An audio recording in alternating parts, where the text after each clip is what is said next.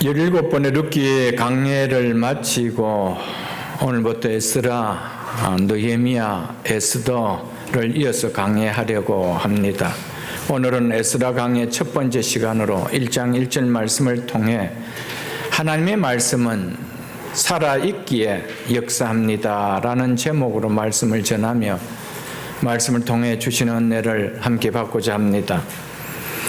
우리 성경과 영어 성경은 에스라와 느헤미야서를 따로 나누어져 있지만은 히브리 성경은 에스라, 느헤미야 하나로부터 있습니다. 에스라서와 느헤미야서는 시간적으로 보았을 때 구약 시대의 가장 마지막 타임의 시간을 다루는 성경입니다. 3차에 걸쳐 바벨론 침공으로 예루살렘 성과 성전이 무너지고 다윗 왕조가 패망하게 됩니다. 그때 유다 백성들은 생각하기를 이스라엘 선민 역사는 여기서 송두리째 끝이 날 줄 알았습니다. 그러나 하나님의 섭리는 이들의 생각처럼 거기에 멈추지 않았습니다. 하나님은 마침내 바벨론의 포로로 잡혀간 유다 백성들을 부르셔서 예루살렘으로 귀환하게 하셨습니다. 그래서 무너진 예루살렘 성전을 재건하고 예루살렘 성벽을 수축하게 하셨습니다. 이것이 에스라서와 느헤미야서에 담고 있는 내용입니다. 에스라서와 느헤미야서가 말하는 중요한 메시지는 하나님의 구원 역사는 어떤 환경 속에서도 막혀질 수 없고 결국은 성취한다는 하나님의 약속에 대한 증거를 보여주고 있습니다. 일어날 수 없는 기적의 역사가 하나님의 섭리에 의해서 일어나고 이 일의 성취를 위해 하나님은 지속적으로 간섭함을 뚜렷하게 보여주는 것이 에스라와 느헤미야서의 중요한 내용입니다. 모든 역사서가 하나님의 일하심과 주도하심을 증거하지만은 에스라서와 느헤미야서처럼 효과 있게 드러내주는 성경은 없을 것입니다. 왜냐하면 다른 역사서들은 그래도 나라가 살아있을 때 하나님이 하시는 일을 증거하지만 에스라서와 느헤미야서는 그리고 물론 또 에스더서까지 마찬가지입니다. 나라 자체가 없는 죽어버린 나라의 백성들을 가지고 하나님이 일하심에 대하여 말해주고 있기 때문입니다. 이런 에스라서와 느헤미야서를 통해 또 에스더서를 통해 우리에게 주시는 메시지는 더 이상 믿음조차 불가능하게 보이는 난감한 상황이 오더라도 하나님께서 주권적으로 모든 일을 다스리고 있다는 사실을 믿는 믿음을 붙들고 살라는 요구입니다. 우리가 이 말씀을 보면서 정말 하나님의 말씀은 살아있구나라는 이 믿음을 붙들라는 것이죠. 우리가 에스라, 느헤미야, 에스더서를 보면서 이런 믿음을 붙들고 살지 못한다라면 또 하나의 성경의 지식만 담고 가는 시간밖에 아닐 것입니다. 오늘부터 우리가 보려는 에스라서는 두 부분으로 나누어집니다. 첫째 부분은 1장에서 6장입니다. 여기의 내용은 주전 538년 총독 스룹바벨의 지도하에 예루살렘으로 귀환한 첫 번째 귀환과 여기에 첫 번째 귀환과 귀환 후 성전 재건에 대한 내용입니다. 연대는 바사 즉 페르시아 제국 고레스 왕의 예루살렘으로 돌아가 그 성전을 건축하라라는 칙령이 있은 주전 538년부터 성전이 완공된 주전 515년까지 23년의 내용을 다루고 있습니다. 그것이 1장에서 6장의 내용입니다. 이때 활동한 선지자가 우리가 잘 알고 있는 학개와 스가랴 선지자입니다. 둘째 부분은 7장에서 10장입니다.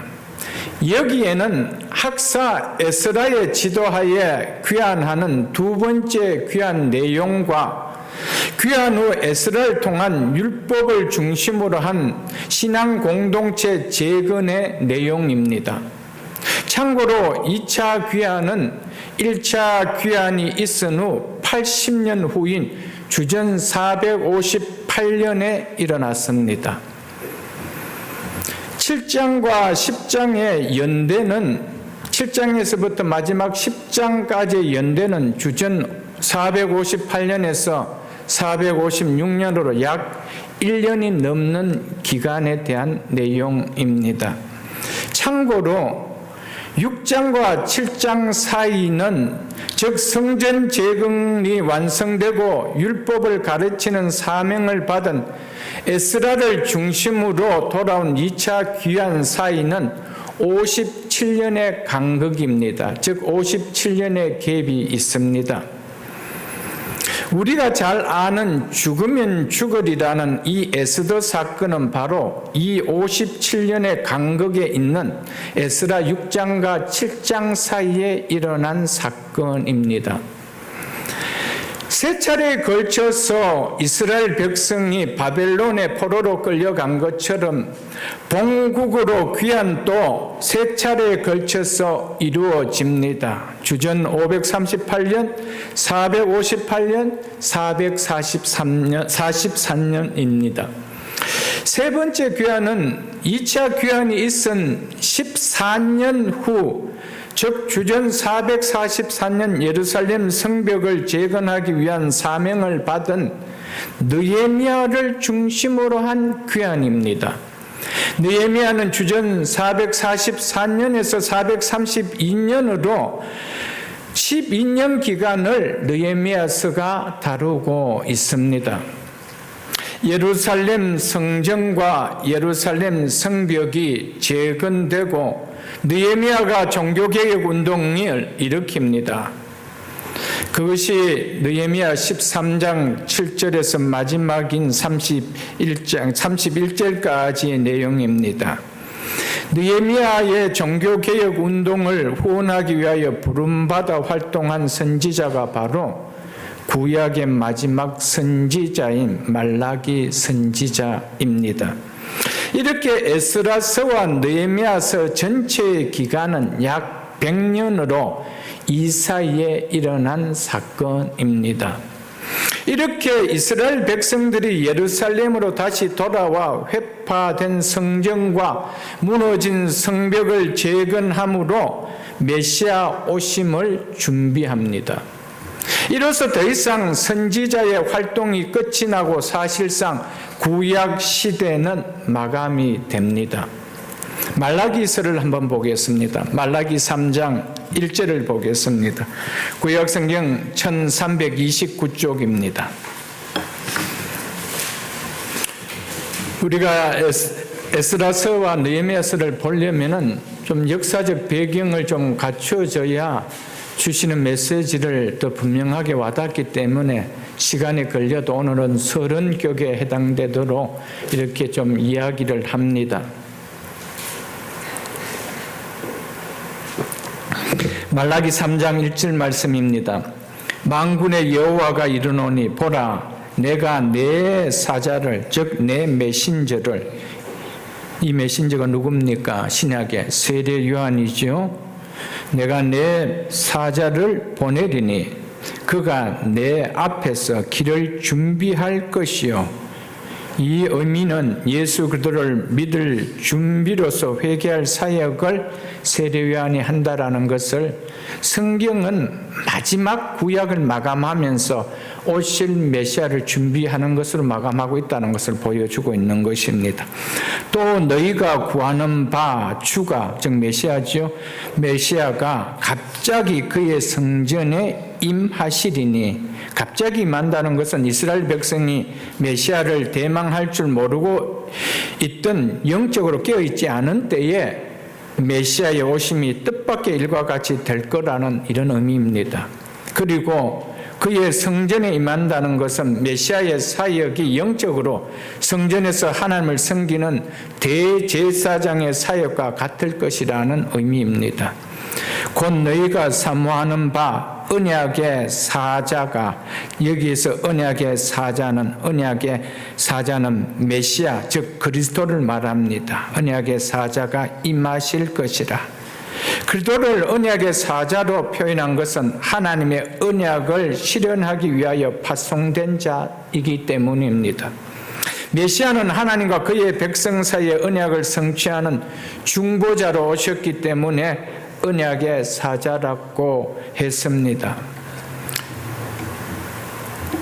이렇듯 구약 성경은 이스라엘 백성들이 바벨론의 포로 생활에서 예루살렘으로 돌아와 회파된 성전을 재건하고 무너진 예루살렘 성벽을 건축하고 나서 느헤미야를 통해 종교개혁의 운동을 하게 하였으며 여기에 더 힘을 싣는 역할을 말라기 선지자를 통하여 하여서 메시아 오심의 새 시대를 준비하도록 하면서 구약은 마감이 됩니다.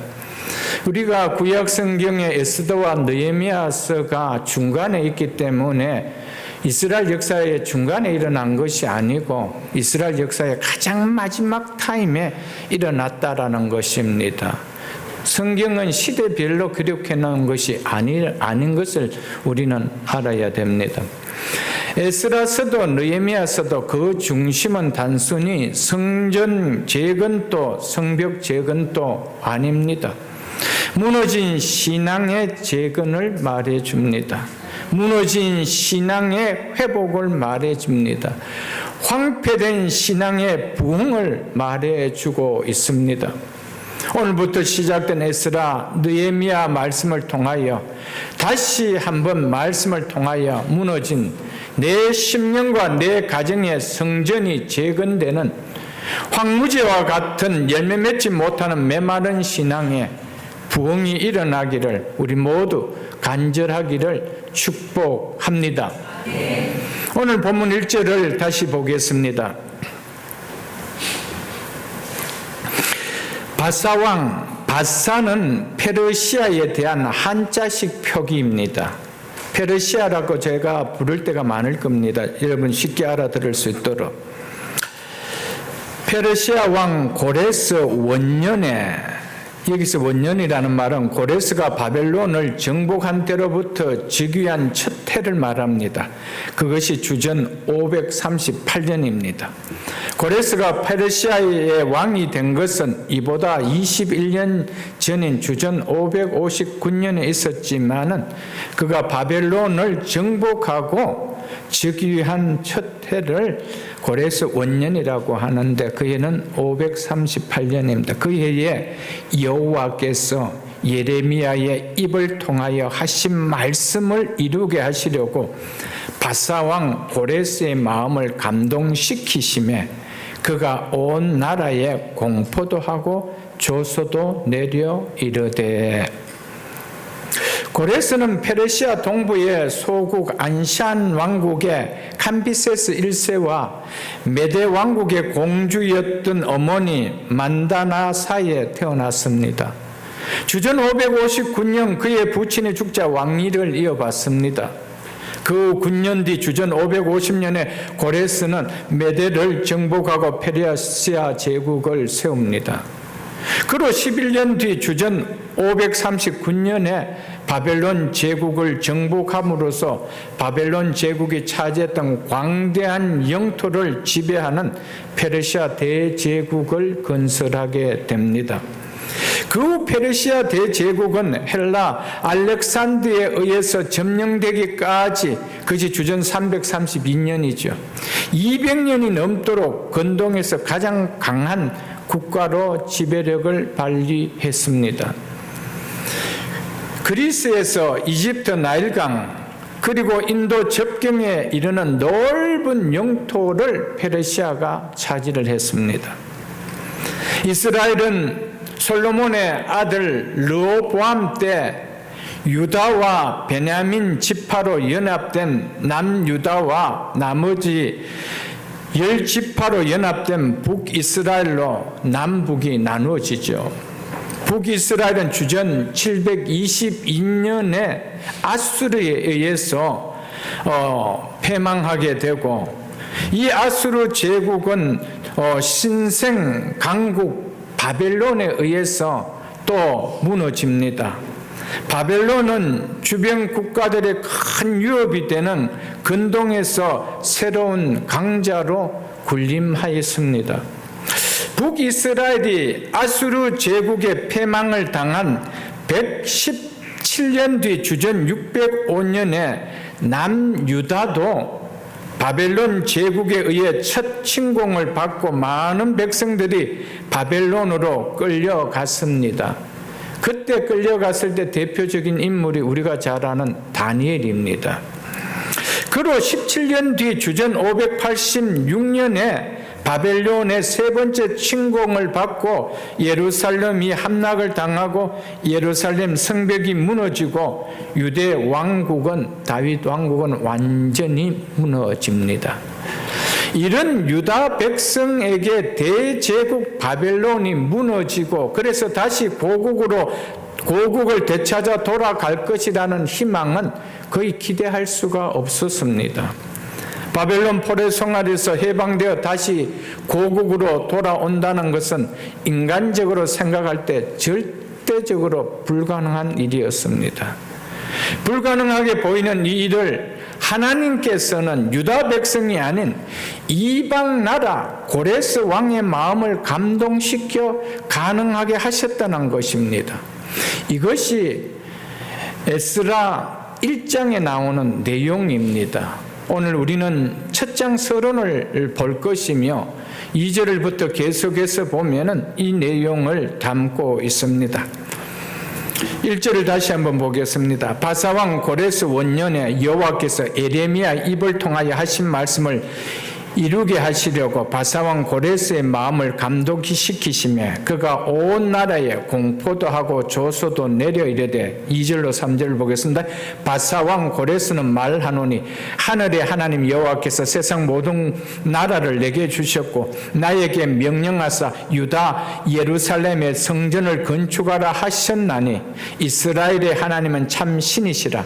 너희 중에 그의 백성된 자는 다 유다 예루살렘으로 올라가서 이스라엘 하나님 여호와의 성전을 건축하라.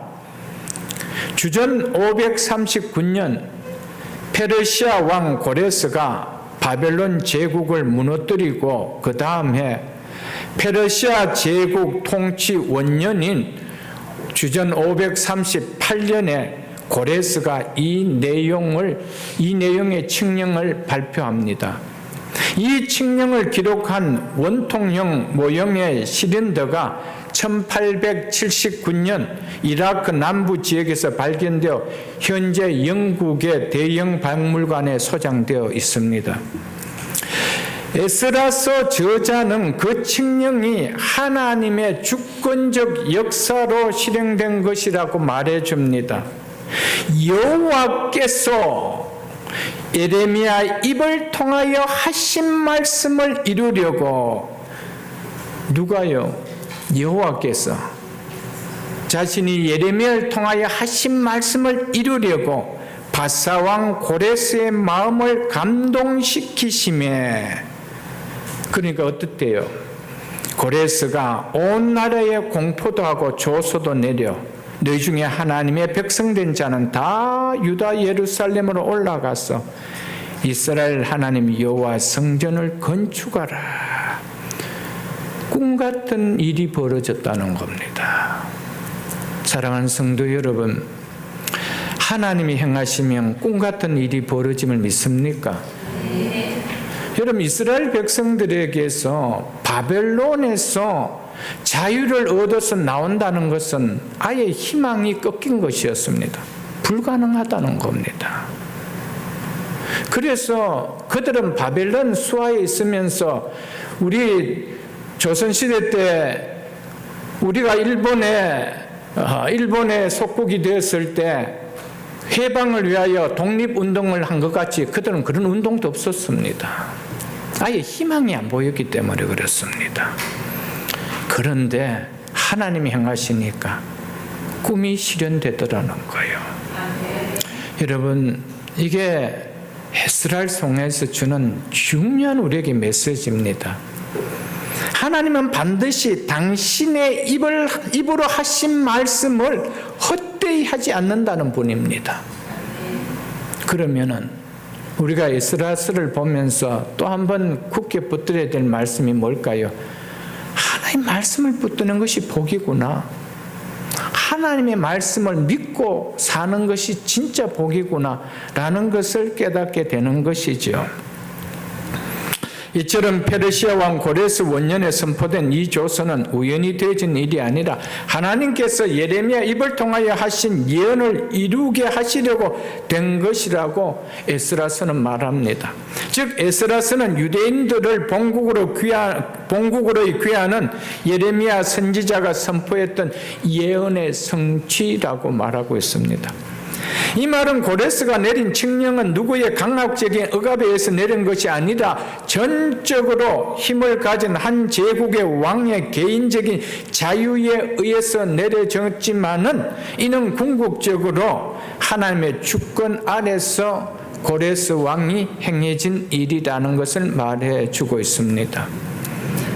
바벨론의 침략으로 예루살렘이 함락되는 것을 눈으로 본 선지자는 바로 예레미야 선지자입니다. 우리가 지금 큐티하고 있는 예레미야 선지자입니다.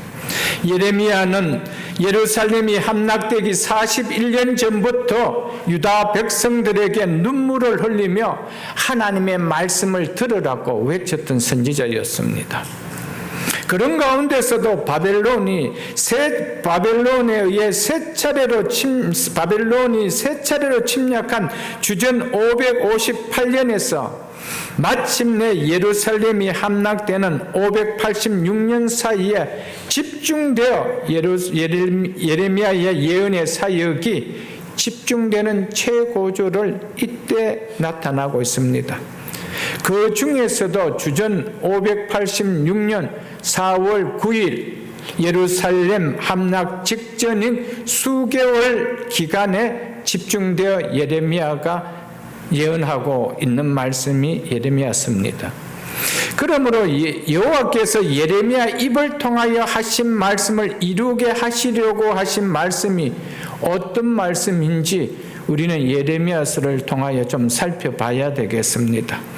그 말씀의 핵심은 유대인들이 바벨론 땅에서 70년 동안 포로 생활을 하게 될 것이라는 내용과 그런 다음 반드시 본토로 귀환하게 될 것이라는 예언입니다. 물론 이 예언 속에는 하나님 백성에게 온갖 시련과 고초를 안겨줬던 바벨론 또한 심판을 받아 멸망할 것이라는 사실도 담겨져 있습니다. 좀 살펴보겠습니다. 예레미야 25장을 보겠습니다. 예레미야 25장 1절로 쭉 살펴보겠습니다. 1089쪽입니다. 구약성경 1089쪽 예레미야 25장 1절 이하의 내용입니다. 예레미야서는 홀드를 좀 하고 계셔야 됩니다. 계속해서 또 보는 내용이기 때문에.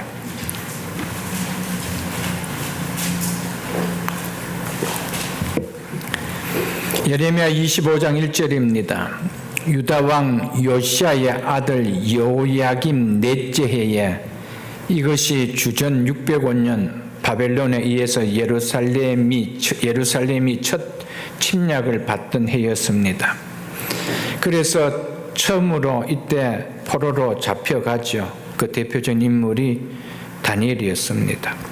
곧 바벨론의 왕 느부갓네살 원년에 유다의 모든 백성에 관한 말씀이, 즉 하나님의 말씀이 예레미야에게 임하니라. 선지자 예레미야가 유다의 모든 백성과 예루살렘의 모든 주민에게 말라 이르되 유다 왕 암몬의 아들 요시야 왕 13째 해부터 이것이 주전 627년으로 예레미야가 선지자로 부름받던 해입니다. 유다 왕 암몬의 아들 요시야 왕 13째 해부터 오늘까지 23년 동안 여호와의 말씀이 내게 임하기로 내가 너희에게 꾸준히 일렀으나 너희가 순종하지 아니하였느니라. 그러므로 여호와께서 그의 모든 종 선지자를 너희에게 끊임없이 보내셨으나 너희가 순종하지 아니하였으며 귀를 기울여 듣지도 아니하였도다. 7절 보겠습니다. 너희가 내 말을 순종하지 아니하고 너희 손으로 만든 것으로 나의 노염을 일으켜 너희 스스로 해하였느니라. 이 말은 너희 스스로 재앙을 불러들였다 이 말입니다. 여호와의 말씀이니라. 여호와 선지자는 유다 왕국이 바벨론에 패망하기 19년 전에 이렇게 예언을 해놓았습니다. 이어서 8절 보겠습니다. 그러므로 만군의 여호와께서 이같이 말씀하시니라. 너희가 내 말을 듣지 아니하였느니라. 보라, 내가 북쪽 모든 종족과 내 종 바벨론의 왕 느부갓네살을 불러다가, 하나님께서 바벨론 왕 느부갓네살을 내 종이라고 한 것은 하나님의 심판을 위한 도구로 사용하였다는 것이기 때문입니다. 그리고 그가 수행할 역할이 크다는 점을 나타내기 위하여 이방 바벨론의 느부갓네살 왕을 내 종이라 그렇게 불렀던 것이었습니다. 이 땅과 그 주민과 사방 모든 나라를 쳐서 진멸하여 그들을 놀랭과 비웃음거리가 되게 하며 이 땅으로 영원한 폐허가 되게 할 것이라. 여호와의 말씀이니라. 11절 보겠습니다. 이 모든 땅이 폐허가 되어 놀랄 일이 될 것이며 이 민족들이 70년 동안 바벨론의 왕을 섬기리라. 이렇게 예언해 놓았습니다. 여호와의 말씀이니라. 70년이 끝나면 내가 바벨론 왕 그의 나라와 갈대아인의 땅을 그 죄악으로 말미암아 벌하여 영원히 폐허가 되게 하되, 이 예언은 주전 539년 페르시아 왕 고레스의 바벨론 정복을 통하여 실행되죠. 그래서 고레스에 의해서 이 바벨론도 망하게 되어집니다. 성경은 말씀하신 그대로 다 응해진다는 것이죠. 29장도 보겠습니다. 예레미야 29장 10절을 보겠습니다. 예레미야 29장 10절입니다. 여호와께서 이와 같이 말씀하시니라. 여호와께서 말씀하십니다. 바벨론에서 70년이 차면 내가 너희를 돌보고 나의 선한 말을 너희에게 성취하여 너희를 이곳으로 돌아오게 하리라. 이렇게 말씀하고 있습니다. 너희가 바벨론의 포로가 되어 성전과 나라를 잃고 그곳에서 살게 되겠지만은 바벨론에서의 70년이라는 기간이 차게 되면 여호와께서 자기 백성을 고국으로 돌아오게 하실 것이라는 예언입니다. 이제 시간이 지나 보면 알겠지만 세상적인 눈으로 볼 때 근동의 패자로서 급부상한 그 강력한 바벨론 제국의 권세가 불과 70년 만에 몰락할 것이라는 것이 결코 믿어질 수가 없었습니다. 그런 강대한 강국이 70년 안에 무너진다라고 그걸 누가 믿겠어요, 여러분들? 그러니까 이런 말을 해도, 그래서 605년에 첫 침공을 받고 포로들이 끌려나가는 것을 보면서도 유대 백성들은 왕으로 위시해서 예레미야의 말을 듣지 않았습니다. 그 정도로 완악하다는 것이죠. 그게 그들을 향한 이야기가 아니고 우리를 향한 이야기입니다. 우리 속에 일어나는 것을 보면서도 우리는 하나님의 말씀 앞에 너무 완악해요. 여러분, 그러니까 그들이 망한다는 말도 믿지 않았지만 돌아온다는 말도 믿지 않아요. 왜냐하면 하나님 말씀에 대해서 그만큼 무뎠다는 겁니다. 여러분, 우리는 요즘 에스라서를 좀 에레미야서를 큐티하고 있잖아요. 여러분, 이 말씀 보면 어떤 말씀이 마음이 드나요, 여러분들? 특히 에스라서를 보면서 이런 내용들을 보면서 내가 하나님 말씀 믿든 안 믿든 하나님 말씀은 말씀대로 역사하신다는 사실을 우리는 그걸 깨닫게 되는 것이죠. 그러니까 믿는 자는 믿는 그대로 역사가 일어나고요. 믿지 않는 자에게 믿지 않는 자의 그대로 역사가 일어난다는 겁니다. 그것이 이 말씀을 통하여 우리는 첫 번째 주는 중요한 교훈의 말씀인 것이죠. 그래서 오늘 설교 제목이 하나님 말씀 반드시 역사합니다라는 제목으로 말씀을 달았던 것이었습니다. 하나님은 당신이 말씀하신 것을 스스로 반드시 이루신 분입니다. 그래서 하나님의 성품이 뭡니까? 신실하신 분이라는 것이죠. 정직하신 분이라는 것. 말씀하고 이루지 않는다는 것은 그분이 어떻게 신실해요? 그분을 어떻게 정직하다라고 얘기할 수가 있겠어요, 여러분들? 이 사실을 믿는 것이 성도의 믿음입니다. 성도의 믿음은 하나님의 말씀을 믿는 것입니다. 하나님의 신실하심을 믿는 것이 성도의 믿음입니다. 사랑하는 성도 여러분, 나를 믿는 자는 죽어도 살겠고 무릇 살아서 나를 믿는 자는 영원히 죽지 아니하리라. 이 말씀은 하나님의 아들 예수님께서 하신 말씀입니다. 그러면 이 사실 그대로 이루어질까요? 안 이루어질까요? 이 말씀 그대로 무릇 살아서 나를 믿는 자는 영원히 죽지 아니하리라. 이 말씀이 이루어질까요? 안 이루어질까요? 왜 대답이 없습니까, 여러분들? 여러분, 하나님의 말씀이요, 말씀이 믿어지지 않는다는 것은 곧 우리에게는 너무나 충격적인 이야기입니다, 여러분들. 그래서 예수님께서 이 말씀을 하시고 마르다 보고 네가 믿느냐라고 했습니다. 우리가 생각할 때 다 믿는 것 같은데 실제 믿느냐? 믿는다라면은 어떻게 해야 되겠어요? 네 오라비가 살아날 것을 믿느냐는 말이요, 여러분들. 이미 죽은 지가 오랜데요, 이란단 말이요. 우리가 그렇게 살아가고 있다는 것이죠. 여러분, 하나님은 말씀하시면 말씀대로 이루어지는 분입니다. 이렇게 살면 이렇게 되어지고 저렇게 살면 저렇게 되어진다 할 때 말씀은 살아있기 때문에 살아있는 역사를 능력을 나타낸다는 것이죠. 그렇지 않으면 죽은 말씀이죠. 절여서 산 자와 죽은 자를 심판하러 오시라고 하신 주님의 재림을 여러분과 저는 믿습니까? 정말 예수님의 재림하심을 믿습니까, 여러분들? 말씀하셨다면 일어나는 거예요. 믿습니까? 주님께서 재림하실 때 죽은 성도들이 썩지 아니할 몸으로 다시 살아난다라는 이 부활의 약속을 믿습니까, 여러분들? 하나님은 그렇게 말씀하셨으면 그 사실은 반드시 일어납니다. 성도는 뭘 믿지요? 말씀을 믿는 거예요. 고린도전서 15장을 한번 보겠습니다. 284쪽입니다. 예레미야서 그냥 킥업하고 계시고요. 고린도전서 15장 53절 54절 말씀입니다. 고린도전서 15장 53절로 54절 말씀입니다.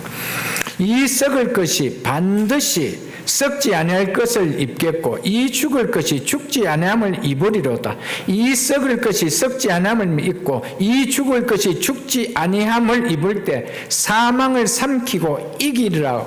기록된 말씀이 이루어지리라. 아멘. 믿습니까, 여러분들? 우리의 이 썩을 몸이 반드시 썩지 아니할 예수 그리스도와 동일한 영광의 부활의 몸을 입는다는 이 말씀 여러분 믿습니까? 여러분, 하나님은 하셨던 말씀은 인간의 눈에 봤을 때 불가능하게 보이는 것. 그래서 소망을 완전히 내려놓을 만큼 불가능하게 보는 일이라도 당신이 하신 말씀이기에 당신은 이루십니다.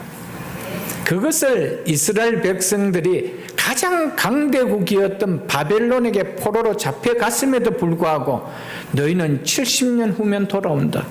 70년 안에 바벨론은 무너질 것이다. 이렇게 이야기했다는 거예요. 그게 가능하겠어? 현실은 안 그런데. 여러분, 무엇이 믿음입니까? 무엇을 믿는 게 믿음입니까, 여러분? 하나님 말씀을 믿는 게 믿음이요. 믿습니까, 여러분들? 하나님께서 하신 마지막 예언의 말씀은 예수 그리스도의 재림을 통하여 이루어진 하나님 나라의 완성입니다. 그러므로 예수 그리스도의 재림이 이루어지지 않는 예언이라면 그를 통하여 죽은 몸이 그리스도와 동일한 부활의 몸을 입게 되는 약속도 거짓이 되며 영화를 이루는 우리의 구원도 거짓이 되며 하나님 나라가 완성되는 구원의 완성의 역사도 다 거짓입니다. 그것이 참이다는 것을 보여주기 위하여 하나님께서 하신 말씀이 때가 지나니까 다 이루어지게 하더라는 것이죠. 그걸 보여주는 거예요. 구약의 마지막 예언이 뭐로 마칩니까? 메시아가 온다는 거예요. 그리고 메시아 오기 전에 누가 온다는 거예요? 세례 요한을 내가 보내주겠다는 거예요.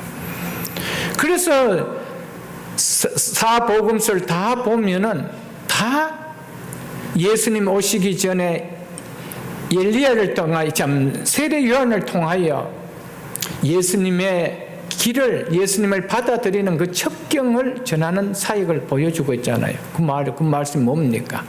구약에 마친 그대로 신약은 이루어졌더라. 그걸 보여주는 거예요. 그러면 신약의 마침은 뭡니까? 주 예수께서 다시 오신다는 마침입니다. 그것이 요한계시록으로 맞춰집니다.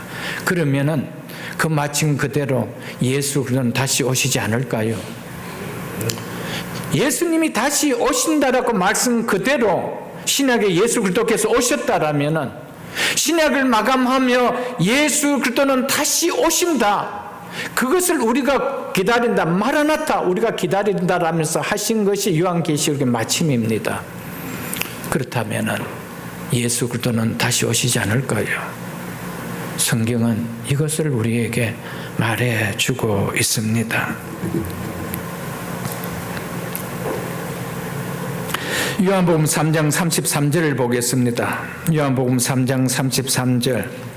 우리가 이번 요한복음 수요일날 강의하는 내용이죠. 요한복음 3장 33절입니다. 147쪽입니다. 요한복음 3장 33절. 그의 증언을, 즉 예수 그리스도의 증언이죠. 예수 그리스도의 증언을 받는 자는 하나님이 참되시다는 것을 인쳤느니라.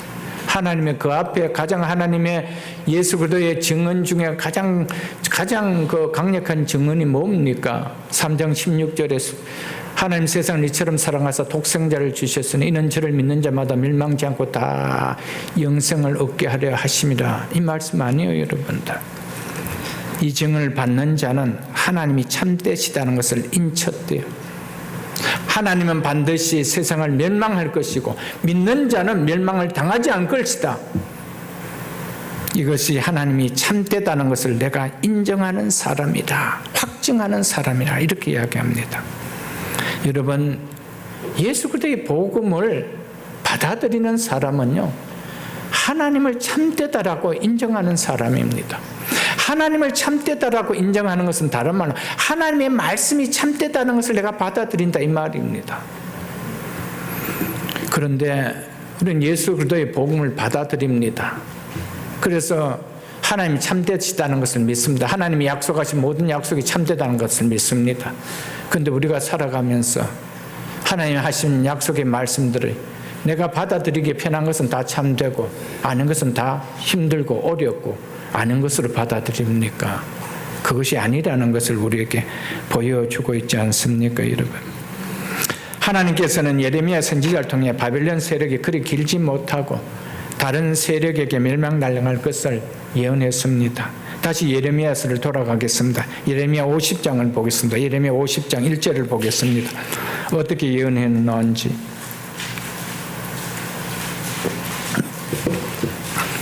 예레미야 50장 1절입니다. 여호와께서 선지자 예레미야에게 바벨론과 갈대아 사람의 땅에 대하여 하신 말씀이라 이렇게 이야기하죠.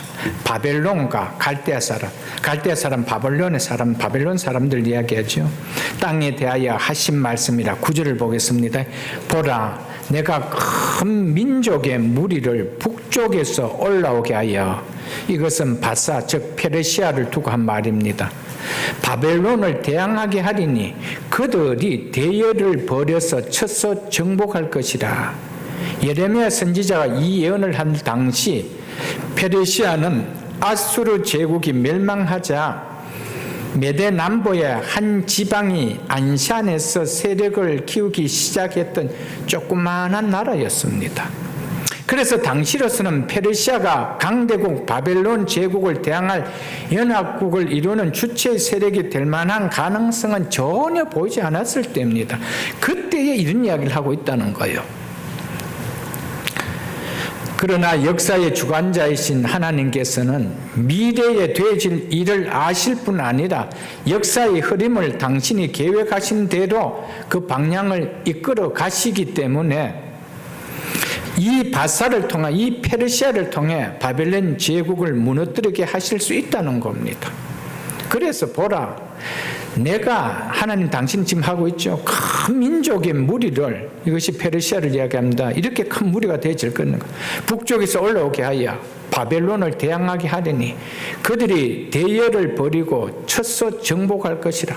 바벨론을 정복하겠대요. 이어서 보겠습니다. 그들의 화살은 노련한 용사의 화살 같아서 허공을 치지 아니하리라.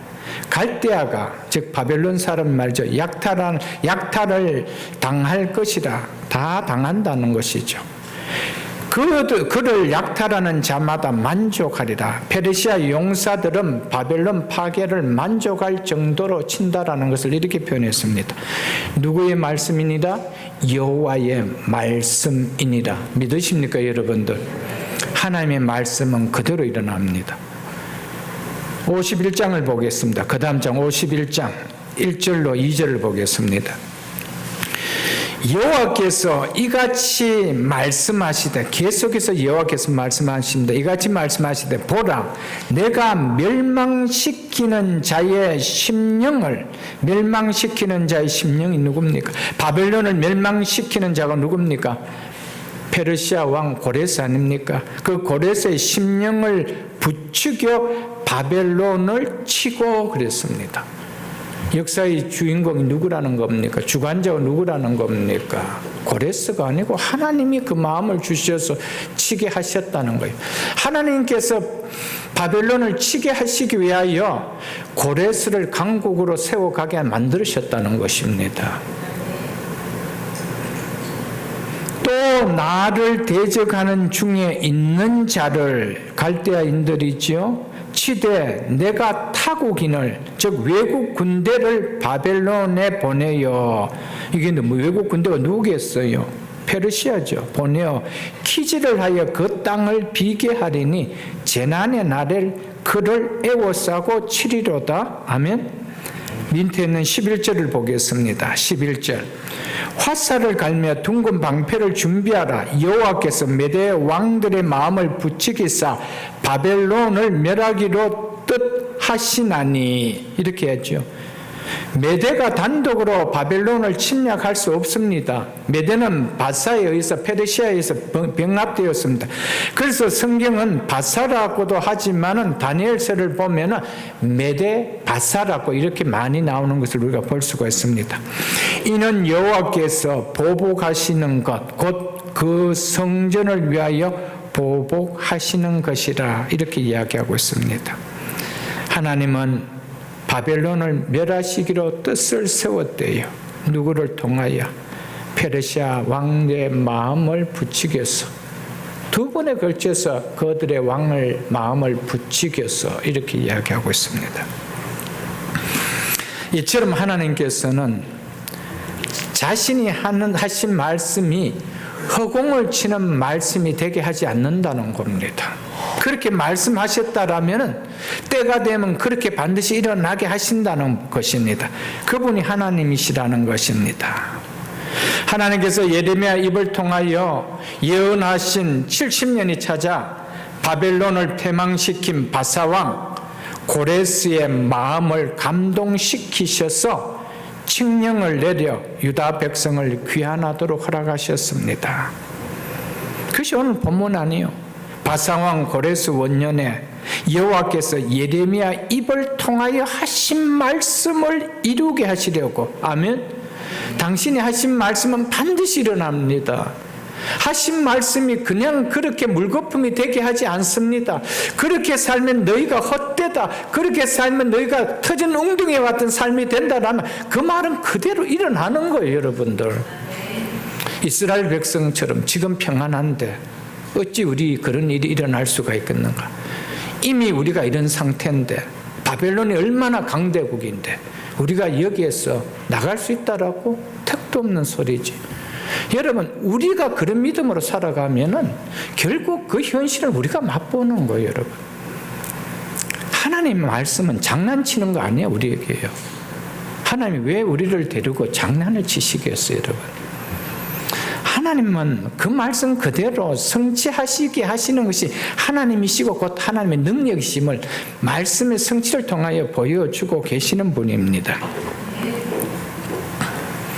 그래서 여호와께서 예레미야 입을 통하여 하신 말씀을 이루게 하시려고 바사왕 고레스 마음을 감독시키시매 그가 온 나라에 공포도 하고 조소도 내려 하나님 백성된 자 다 유다 예루살렘으로 올라가서 이스라엘 하나님 여호와의 성전을 건축하라, 이렇게 하겠죠. 하나님은 당신의 말씀에 순종하고 살아갈 때 그 말씀이 내 속에 이루어지도록 나는 생각했지 못했던 사람의 마음을 움직이십니다. 저는 그것을요 수없이 경험했습니다. 그리고 우리 자녀들의 삶 속에서 하나님께서 사람을 붙이기 위해서 일을 하게 하시는 걸 너무 많이 봤습니다. 전혀 알지 못하는 사람의 마음을 감동시키십니다. 여러분, 저도 마찬가지고 여러분도 마찬가지지만은 새벽이슬 교회가 이렇게 빨리 새 예배당이 주어질 걸 여러분 상상했습니까? 하나님께서 한 분의 마음을 감동시키니까 하나님의 교회가 세워지더라는 거예요. 여러분, 우리가 누구의 마음을 감동시키면은 하나님은 우리에게 행하시고자 했던 그 말씀에 순종했던 삶의 결과를 거두게 되고요. 말씀에 불순종할 때는 누구의 마음을 일으켜 붙이게 되는지 우리를 통하여 그게 얼마나 허망하다는 것을 보게 하십니다. 여러분, 하나님의 말씀을 장난으로 여기면 안 되고요. 깃들처럼 가볍게 여기면 안 돼요, 여러분들. 하나님 말씀 그런 말씀이 아니에요, 여러분. 무슨 동화책에 나오는 그런 무슨 여러분 신화처럼 그런 이야기가 아니라니까요. 여러분. 그래서 말씀에 생명을 거는 거예요. 하나님 말씀 때로는 두려워요, 여러분들. 왜요? 가볍기 때문이 아니고 무겁기 때문에, 중하기 때문에, 너무 중요하기 때문에. 이 사실을 믿으십니까, 여러분들? 하나님은 모든 것을 자신의 축구로는 행하실 수 있는 분이시기에 하나님께서는 당신이 하신 말씀을 이루지 못하도록 하는 것이 아무것도 없습니다. 예레미야 선지자보다 약 110년이 빠른 이사야 선지자도 이미 고레스라는 이 한 인물을 예언하고 있습니다. 예레미야 선지자보다 110년이 빠릅니다. 이사야 선지자는. 이사야 41장 25절을 보겠습니다. 이사야 41장 25절. 구약성경 1018쪽입니다. 1018쪽. 이사야서는 계속해서 좀 볼 것입니다. 이사야 41장 25절입니다. 이사야서 1018쪽입니다.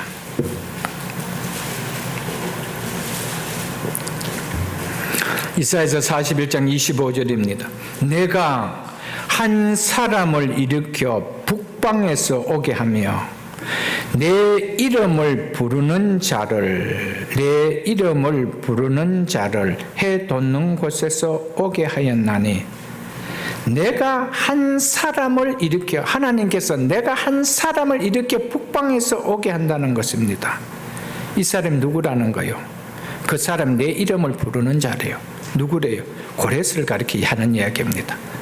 그가 하나님의 선한 뜻을 실현한 도구로 사용되었기 때문에 고레스를 가리켜서 내 이름을 부르는 자다. 이렇게 이사야는 이야기하고 있습니다. 해 돋는 곳에서 오게 하였나니 그가 이르되 고관들을 석회같이 토기장이가 진흙을 발금같이 하리니 라고 하고 있습니다. 그가 오면은 이렇게 하겠다라고 이야기하고 있습니다. 43장도 보겠습니다. 43장 14절을 보겠습니다. 43장 14절입니다. 너희의 구속자여 이스라엘의 거룩한 이 여호와가 말하노라. 너희를 위하여 내가 여호와 하나님께서 말씀하죠. 내가 바벨론의 사람을 보내겠대. 누구를 보내? 고레스를 보내서 바벨론을 친다 이 말이죠. 내가 바벨론의 사람을 보내어 모든 갈대 사람에게, 바벨론 사람들을 갈대 사람이라고 합니다. 사람에게 자기들이 연락하던, 즉 즐거워하던 배를 타고 도망하여 내려가게 하리라. 다 도망하도록 만들겠다라고요. 이렇게 예레미야 선지자가 말하기 전 110년 전에 이사야 선지자도 이렇게 지금 이야기하고 있습니다. 44장도 보겠습니다. 그 뒤에 있는 44장 28절을 보겠습니다. 44장 28절입니다. 고레스에 대하여 이르기를 내 목자라. 고레스에 대하여 이르기를 내 목자라. 이사야서는 이미 고레스를 이야기하고 있습니다. 고레스를 이야기하고 있습니다. 이렇게 부르는 것은 고레스가 포로 귀환을 위해 하나님 도구로 쓰임 받기 때문에 내 목자라 이렇게 이야기한 거예요. 그렇게 이스라엘 백성들 인도해 나가도록 하는 목자같이 쓰임 받는다 이 말입니다. 주전 6세기에 생존한 고레스를 주전 8세기에 생존한 이사야 선지자가 구체적인 이름을 말하며 예언했다는 거 놀랍지 않으세요, 여러분들? 이사야 선지자가 시간을 초월하여 존재하신 여호와 하나님의 계시를 받았기 때문에 약 150년 뒤에 일어날 고레스에 대하여 구체적으로 이렇게 지금 이사야가 지금 예언하고 있다는 겁니다. 150년 뒤에 고레스가 일어나서 할 일을 지금 이사야 선지자가 지금 이렇게 예언하고 있다는 것이죠. 그것도 이름을 부르면서. 이게 가능해요, 여러분들. 여러분, 그러니까 하나님의 말씀이 사람이 지어낸 이야기일까요? 하나님의 계시로 기록된 말씀일까요? 여러분. 그래서 계속해서 보십시오. 그가 나의 모든 기쁨을, 다른 번역에 보면 나의 모든 뜻을 이렇게 했습니다. 나의 모든 뜻을 성취하리라. 기쁜 뜻이죠 말하죠. 성취하리라 하며, 이 하나님 뜻이 뭡니까? 바벨론을 심판하시고 유다 백성을 구해내는 아닐까요? 누가 이 일을 이루는 역할을 한다고요? 고레스가 하겠대요. 고레스가 내 목자로 인도받는 고레스가 하겠다는 겁니다. 계속해서 보겠습니다. 예루살렘에 대하여 이르기를 중건되리라 하며 성전에 대하여 내 기초가 놓여지리라 하는 자니라. 예루살렘에 대해서는 이렇게 말하고 있습니다. 하나님께서 고레스를 통하여 유다 백성을 귀환시킬 뿐 아니라 예루살렘 성전을 건축하기까지도 계획해 놓고 있다는 겁니다. 그래서 때가 되자 고레스라는 인물이 나타나서 이 역할을 하도록 합니다. 다음 시간 보면 아시겠지만 성전을 지을 수 있는 모든 재물까지 돈까지 손에 지켜서 보내줍니다. 왜 그럴까요? 하나님 말씀하셨으니까 그렇게 이루어지는 거예요. 하나님 말씀은 정말 놀랍습니다, 여러분들. 그러니까 그 말씀을 깨닫고 살아가는 사람이 하나님 말씀을 어떻게 깃털처럼 솜털처럼 가볍게 여기면 살까요, 여러분들? 이 말씀을 지키고 안 지키고 내 인생이 달려가 있는데, 내 삶이 달려가 있는데, 내 삶의 축복과 저주가 달려가 있는 문제인데 어떻게 그렇게 살아갈 수 있을까요? 45장도 보겠습니다. 예레미야 45장 1절을 보겠습니다. 예레미야 45장, 아닙니다. 이사야서 45장 1절입니다. 이사야서 45장 1절입니다. 여호와께서 그의 기름 부음을 받은 고레스에게 이같이 말씀하시되, 또 고레스라는 이름을 또 거론하고 있죠. 하나님께서 자기 백성이 아닌 이방인 가운데서도 하나님의 일을 하도록 택하여 사명을 맡기는 자가 있다는 사실을 우리에게 보여주고 있습니다. 그 이야기가 바로 그의 기름 부음을 받은 고레스라고 하고 있습니다. 이 고레스를 통하여 하나님께서 당신의 뜻을 이루는 사명을 주셨다는 의미에서 기름 부음을 줬다, 이런 표현을 했던 것이었습니다. 단순히 이스라엘의 하나님만이 아닌 온 우주의 하나님, 만민의 하나님이라는 이 사실을 통해 보여주죠. 그 다음 계속해서 보겠습니다. 내가 그의 오른손을 붙들고 그 앞에 열국을 항복하게 하며, 내가 그 앞에, 고레스 앞에 열국을 항복하게 하겠다라고 예언해 놨습니다. 고레스가 근동의 모든 민족을 항복시키고 통치하는 대제국을 건설하겠다는 의미입니다. 누가 그렇게 말씀하셨기 때문에, 하나님이 그렇게 말씀하셨기 때문에 그렇게 해진다는 것이죠. 계속해서 보겠습니다. 내가 왕들의 허리를 풀고, 고레스가 열왕들의 무장을 해제시키는 말을 하고 있습니다. 고레스가 모든 군대를 다 물리쳐 승리하게 만들어 주겠다라고 말씀하고 있습니다. 그 앞에 문을 열고 성문이 닫히지 못하게 하니라. 고대 국가의 전쟁의 승리는 뭡니까? 성문을 열고 들어가면 승리한 거예요. 그래서 어떻게 성문을 열지 못하도록 막는 거 아니에요. 근데 뭐예요? 그 앞에 성문이 열리고 성문들이 닫히지 못하게 하리라. 무슨 이야기인가? 고레스의 공격에 의해서 성들이 맥없이 무너지게 할 것이라, 이 말입니다.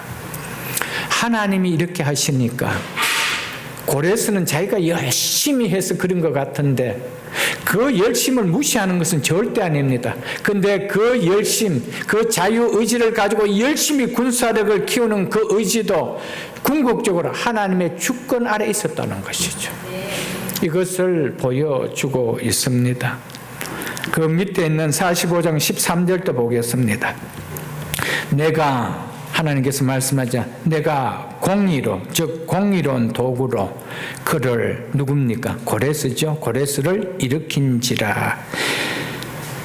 고레스가 유다 백성의 귀환을 허락할 때 아무 대가를 받지 않고 놓아줬을 뿐 아니라 오히려 바벨론이 약탈했던 예루살렘 성전의 귀한 성물들까지 다 돌려주고, 또 성전을 지을 수 있는 물질까지 손에 지켜서 보내줍니다. 그런 의미에서 내가 공의로, 즉 공의로운 도구로 고레스를 일으키리니 하고 있습니다. 참고로 이 이사야서 45장의 고레스는 궁극적으로 오실 예수 그리스도를 예표하고 있는 내용이기도 합니다. 그래서 우리 힘으로 부스러뜨릴 수 없는 그 막강한 그 바벨론, 그 사단의 세력을 누가 무너뜨려 주겠다는 거예요? 그 빗장을 누가 풀어주겠다는 겁니까? 그 성문을 누가 열어주겠다는 겁니까? 예수 그리스도께서. 그것을 얘기해 주고 있는 내용이기도 합니다. 계속해서 보겠습니다. 그의 모든 길을 곧게 하리니 그가 나의 성읍을 건축할 것이면, 다시 건축할 것이면 이 말이죠. 사로잡힌 내 백성을 값이나, 즉 대가나 가품이나, 즉 보상 없이 놓으리라. 만군의 여호와의 말씀이니라 하셨느니라. 아무런 대가 없이, 조건 없이 돈을 손에 지켜서 출애굽할 때 그 애굽 백성들이 이스라엘 백성들에게 손에 보물을 지켜서 보내준 것처럼 그래 보내줬어요. 그걸 이야기하고 있습니다. 하나님이 예언하셨으니까 그대로 성취되는 거예요. 여러분, 우리가 성경을 잘 안 봐서 그렇지요. 성경을 보지 않아서 그렇죠. 성경을 보면 너무 재밌어요. 정말 놀라워요. 아니, 어떻게 성경이 이렇게 기록되어 있지? 여러분, 그런데도 성경을 안 보시면 여러분, 정말 성경 정말 하나님 말씀은 대단하다는 생각이 아니 들 수가 없습니다. 여러분들, 하나님께서 고레스가 왕위에 올랐을 때 하나님께서는 예레미야를 통해 이스라엘 회복을 예언하신 약속이 응하도록 섭리하고자 했습니다. 고레스를 페르시아 제국의 최고 통치자로 세운 것은 그를 통해 하나님 뜻을 이루고자 했던 경륜적 방편이었습니다. 그래서 세상 사람들을 보면 그것을 세계사라고 이야기하죠. 세계사는 이렇게 굴러가구나 하는데 그 세계사의 흐름은 결국 무엇을 이루어가는 겁니까? 하나님의 뜻을 이루어가는 겁니다. 믿습니까, 여러분? 그것을 가지고 구속사라고 이야기합니다. 믿는 사람은 그런 모든 세계가 흘러가는 역사를 마지막 예수 그리스도의 재림이 올 하나님 나라가 완성할 그 나라를 향해 이렇게 흘러가고 있구나, 이걸 우리가 볼 수 있어야 된다는 것이죠. 그것이 보는 것이 그리스도인의 세계관이라는 것입니다. 고레스를 여호와의 목자이자 기름 부음 받은 자로 지칭한 것도 그가 바벨론을 정복한 후 바벨론에 사로잡혔던 민족들을 각기 자기 땅으로 돌아가게 하는 것을 허용하는 정책을 폈기 때문입니다. 이 정책에 따라 이스라엘 백성도 고국으로 돌아올 수가 있었던 것이었습니다. 페르시아의 고레스 왕은 바벨론 제국을 취한 다음에 어떤 정책을 폈나 하면은 타민족의 정책과 현저하게 그런 바벨론이 취했던 또 아수르나 바벨론이 그렇게 타민족에게 취했던 정책과 너무 다른 정책을 피웠습니다. 그들은 다 타민족들을 억압하는 정책이었습니다. 말을 듣지 않으면 죽이고 노예로 삼고 그렇게 무섭게 채찍을 휘둘렀던 그런 정책을 피웠습니다. 그러나 고레스는 타민족을 해방시켜주는 정책을 피웠습니다. 너희 나라로 가서 너희가 자유롭게 살 수 있다. 그 대신 내 말은 들어야 된다라고 하고, 그리고 너희가 섬기는 신을 너희는 마음대로 섬겨도 된다라는 유화 정책을 피웠습니다. 결국 그렇게 강압적으로 하면 언젠가는 저들이 폭발할 것이라는 것을 그가 바벨론과 아수를 통하여 배웠기 때문이었습니다. 그래서 고레스는 이런 정책을 피웠습니다. 그런데 이런 마음도 궁극적으로 누가 주신 마음일까요? 하나님이 주신 마음이죠. 그것을 에스라서는 뭐라고 하면 하나님이 고레스의 마음을 감동해서 이렇게 표현하고 있습니다. 하나님은 당신의 뜻을 이루기 위하여 그런 정책을 펴야만이 가게 하는 것입니다. 오늘 밤에 꿈을 꿔서 너 보내? 안 보내면 너 목 날라갈 거야. 그렇게 해서 한 것이 아니고 그는 그렇게 유아 정책을 펴쓴 거예요. 그런데 하나님은 그것을 사용하셨다라는 것을 이야기해 주고 있습니다.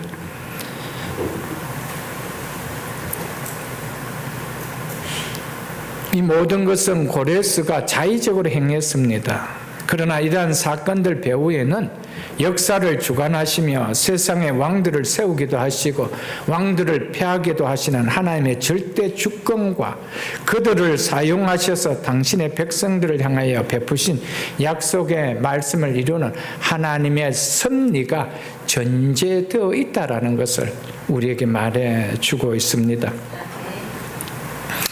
에스라서는 일하고 있는 가장 중요한 행위자는 하나님의 살아있는 말씀이라는 사실을 우리에게 말해주고 있습니다. 이 시대의 성도가 회복해야 될 가장 중요한 것이 있다면 바로 하나님의 말씀의 능력에 대한 믿음을 갖는 확신이 회복되어야 된다는 것입니다. 에스라에서 일하고 있는 것은 고레스도 아니고 이스라엘 백성들도 아니고 누구라는 겁니까? 하나님의 살아있는 말씀이 행위하고 있다는 겁니다. 그래서 그 말씀대로 움직여져 있고 있다는 것입니다. 그래서 에스라서를 보면서 우리가 회복해야 될 가장 중요한 것은 하나님의 말씀의 능력에 대한 믿음을 붙드는 그 확신입니다. 확신. 아무리 66권의 말씀이 있지만 이 말씀을 붙드는 확신이 없다라면은 이 말씀에 이 말씀은 전혀 나와 무관하게 살아갑니다. 이 말씀을 정말 성경은 들면 무겁지만은 말씀은 나에게 너무 가볍게 여겨져요. 그게 귀하게 안 여겨져요. 아무리 안 봐도 아무런 상관이 없어요. 그렇게 가볍게 여겨진다니까요.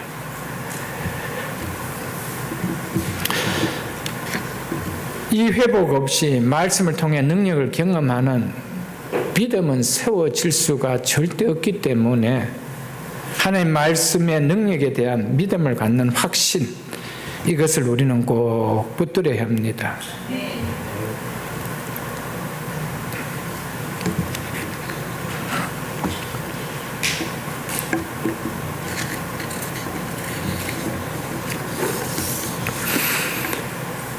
에스라 전체는 하나님이 자신의 약속을 이루어 가시는 것에 대한 이야기입니다. 하나님은 자기 백성을 바벨론에서 포로 생활에서 이끌어내시고 그를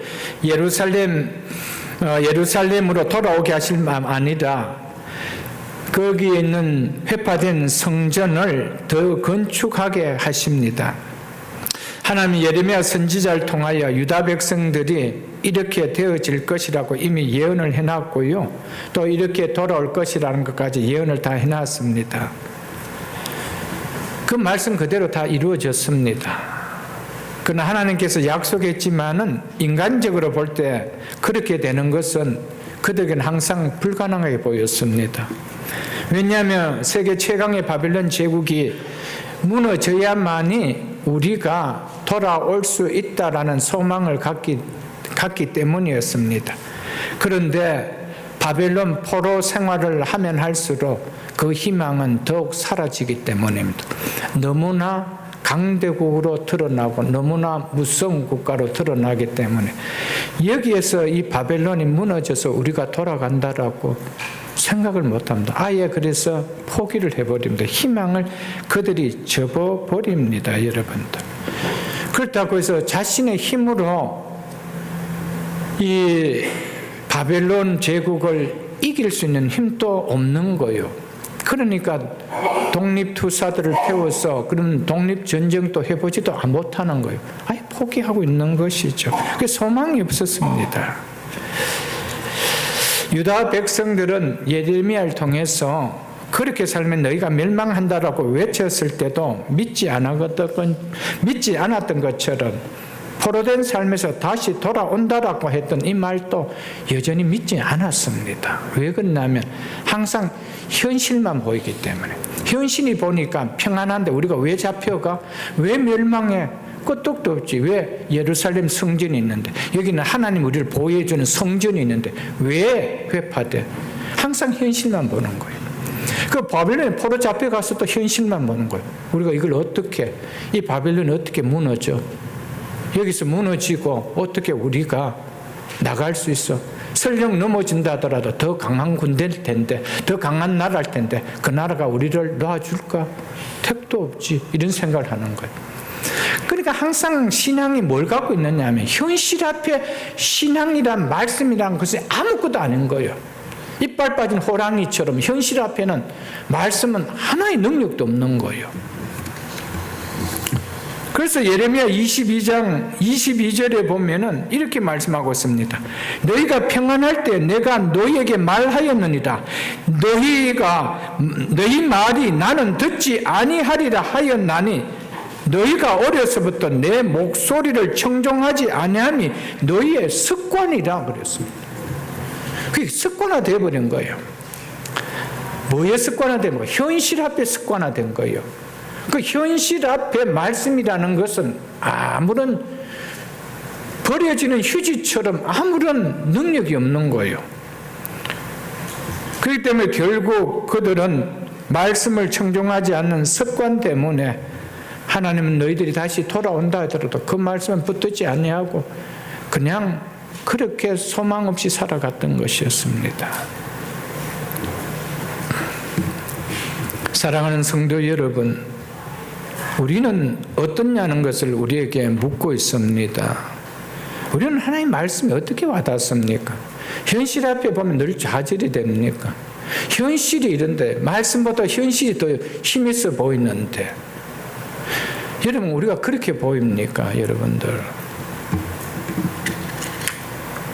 사랑하는 성도 여러분, 우리가 하나님을 믿는다 해도요, 하나님 말씀을 믿지 못한다라면요, 그리고 하나님 말씀이 능력으로 믿지 못한다라면 우리의 삶 속에서는 말씀을 통하여 일어나게 하는 능력은 우리는 정말 경험해 보지 못합니다.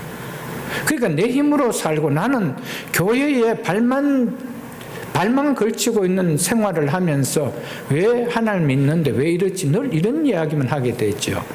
하나님 그걸 이야기하는 것이 아니고 말씀을 믿고 살아가라는 거예요. 그럴 때 말씀의 능력이 네 삶 속에 나타난다는 거예요. 그래서 주의 말씀은 네 발의 등이야, 네 길의 빛이라고 하신 이유가 거기 있지 않나요 여러분들? 미국에서 최고의 패스트푸드 식당으로 선정된 칙필레를 그리스도인들은 다 잘 알 것입니다. 왜 잘 압니까 여러분? 주일에 전국 매장을 다 문을 닫기 때문에 아니에요 여러분들. 많은 크리스찬들이 있지만은 이 시대에 칙필레 같이 주일에 그 큰 기업을 문 닫는 기업을 여러분 보셨습니까? 조그마한 구멍가게도 닫지 못하는데 여러분 보셨습니까? 그래서 어떤 기자가 이렇게 물었습니다.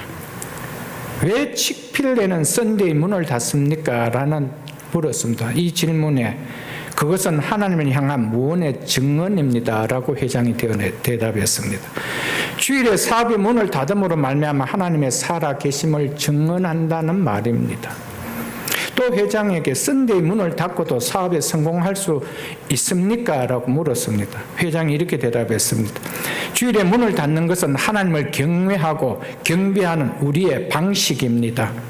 그리고 우리의 모든 관심은, 모든 집중은 하나님을 영화롭게 하는 일입니다 라고 했습니다. 성공하느냐 성공하지 않느냐 거기에 관심 있는 것이 아니라는 이 말입니다. 우리의 관심은 오직 여호와를 경외하는 것, 여호와께 영광을 돌리는 것, 그것이지 사업에 성공하느냐 성공하지 않느냐 이것은 아니라는 겁니다. 그래서 주일에 문을 닫는 것은 하나님을 경외하고 경배하는 우리의 방식일 뿐입니다. 우리는 성공에 관심을 두지 않습니다. 이런 의미에서 말을 했습니다. 이것은 2014년 워싱턴 포스트에 나온 기사의 내용을 제가 스크랩을 해서 전해주는 이야기입니다. 여러분, 우리는 하나님 믿죠. 다 믿습니다. 그런데 삶에 들어가면 왜 말씀대로 살지 못합니까? 그렇게 살다가는 내 인생이 성공하지 못할 것이라고 느껴지기 때문에 지금만큼 누리는 삶도 사라지면 어떡하지라는 두려움 때문에 아닐까요? 요만큼 공부하는 우리 자식 그것만치도 공부를 못하면 어떡할까? 요 정도라도 대학 들어갈 수 있는데 그러면 혹시 더 나쁜 데는 들어가면 어떨까? 이런 생각 때문에 아닐까요? 우리의 모든 관심, 우리의 모든 집중은 하나님께 영광입니다. 그럴 때 하나님 말씀은 그 속에 능력으로 나타납니다. 믿으십니까 여러분들? 저도 하나님 말씀을 다 지키고 살아가지 못했지만은 그래도 어쩌든지 말씀 지키면 살려고 참 애를 많이 썼습니다. 참 어려움 속에서도 정말 힘든 속에서도 정말 이것은 하나님 앞에 말씀 지키는 것이 먼저지 하면서 하나님 앞에 순종하고 살아갔는데요. 결과는 하나님의 말씀의 능력이 정말 많이 드러난다는 것을 정말 많이 봐요. 그것을 내가 바라서가 아니고 이것 자체가 삶의 성도의 삶의 목적이니까 이렇게 사는 것이 삶의 이유니까 이렇게 살았을 뿐인데 하나님은 우리의 삶 속에 맺혀주는 것은 정말 걱정하게 하지 않는 역사들이 일어나게 하더라는 거예요, 여러분들. 하나님이 하신 말씀 자체가 능력이기 때문에 말씀은 반드시 능력으로 나타납니다. 우리 눈에는, 우리 생각에는 불가능해 보여도 하나님이 하신 약속이기에 반드시 이루어진다는 것입니다. 이것이 에스라 1장을 통하여 우리에게 주시는 중요한 메시지입니다. 하나님은 한 번도 하나님 당신께서 하신 말씀을 꿀꺽 삼키어 버리신 적이 없으십니다. 그래서 우리가 잘 아는 민수기 23장 19절에 보면 제가 시간상 읽어드리겠습니다. 하나님은 사람이 아니시니 거짓말을 하지 아니하시고, 이 말은 전에 번역에 보면 시건치 않으신다고 했습니다. 하신 말씀을 꿀꺽 삼켜버리지 않으신다, 이 말씀입니다. 인생이 아니하시니 후회가 없으시도다. 즉 인생이 아니시기 때문에 마음을 돌이키고 이렇지 않는다, 이 말입니다. 어찌 그 말씀하신 바를 행하지 않으시며 하신 말씀을 실행하지 않으시랴. 믿으십니까, 여러분? 이게 하나님의 말씀이에요, 여러분들. 이사야 55장은 같이 펴보겠습니다. 이사야 55장 1036쪽입니다. 킵하고 있을 줄 압니다. 이사야 55장 10절로 11절입니다. 이사야 55장 10절로 11절입니다. 비와 눈이 하늘로부터 내려서 그리로 되돌아가지 아니하고 땅을 적셔서 소출이 나게 하며 싹이 나게 하여 파종하는 자에게는 종자를 주며 먹는 자에게는 양식을 줌과 같이 내 입에서 나가는 말도 이와 같이 헛되이 내게로 돌아오지 아니하고 나의 기쁘신 뜻을 이루며 내가 보낸 일을 형통함이니라. 내가 보낸 일에 형통함이니라. 아멘. 내가 보내어 하게 하신 일을 반드시 성취한다는 이 말입니다. 사랑하는 성도 여러분, 시간이 지나자 이 말씀대로 하나님의 말씀은 능력으로 드러남을 에스라서를 통하여 보여줍니다. 하나님의 말씀은 한 점의 오차도 없이 한 점의 꿀꺽 삼킴도 없이 하나님 당신이 하신 말씀을 반드시 이루게 하십니다. 여러분, 부디 말씀을 믿고요, 그 말씀을 붙들고 살아가 보십시오. 여러분에게 금방은 손해가 일어납니다. 왜 그럴까요? 믿음을 보기 때문에 그래요. 네가 손해가 당하는데도 네가 나를 믿느냐? 이거지요. 여러분 생각해 보십시오.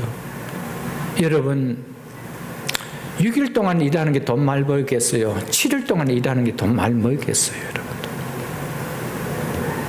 여러분 10을 붙들고 쓰는 것이 잘 살까요? 9을 붙들고 쓰는 것이 잘 살까요? 여러분 답은 뭐 분명하잖아요. 여러분 근데 하나님의 방정식은 다릅니다. 하나님의 셈법은 다릅니다. 하나님의 셈법과 하나님의 계산법은 다릅니다. 하나님 당신이 말씀하신 그 말씀대로 이루게 하시는 분이기 때문에 그래서 말씀을 믿고 살아가는 거예요. 저는 부디 여러분의 삶 속에 말씀을 통하여 여러분의 삶에 하나님의 살아계심이 증거가 되는 그 신앙 고백이 있는 삶이 되기를 주의 이름 축복합니다. 그게 목회자가 서서 전해야 될 메시지가 아닐까요? 여러분의 평생을 살아가면서 내 힘으로 살아가는 인생, 그것만치 힘들고 어렵게 사는 인생 있나요, 여러분들? 하나님은 당신의 말씀을 반드시 내 입에서 나간 말도 비가 한 눈이 땅에 떨어져서 하늘로 돌아오지 않고 그 땅을 적셔 열매를 맺은 것처럼 내 말도 반드시 그렇게 하겠다는 거예요.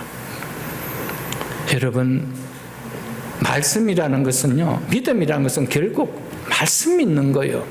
그게 정말 하나님을 잘 믿고 못 믿고가 그 삶이 증거해 주는 것이죠. 믿습니다가 아니라니까요, 여러분들. 삶이 여러분의 삶 속에 얼마나 많이 그 능력으로 나타났는가 나타내 보여주는 것, 그게 삶의 결과 아닐까요, 여러분들? 말씀을 맺겠습니다.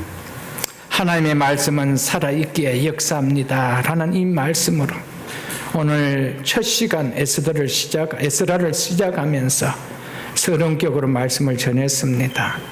사랑하는 성도 여러분, 에스라를 통하여 일어난 역사적인 사건은 우리의 가정에도 우리의 일터에도 우리의 인생에도 동일하게 일어날 일임을 믿으십시오. 그것이 에스라서를 통해 주시는 메시지입니다. 그것은 구약시대 이야기죠. 아니올시다. 오늘 또 하나님의 말씀은 동일하게 살아 역사하신다는 말씀을 믿고 하나님의 말씀은 살아있기에 오늘 또 반드시 역사하심을 믿는다는 이 믿음을 붙드는 여러분과 제가 다 될 수 있기를 주의 이름으로 축복합니다.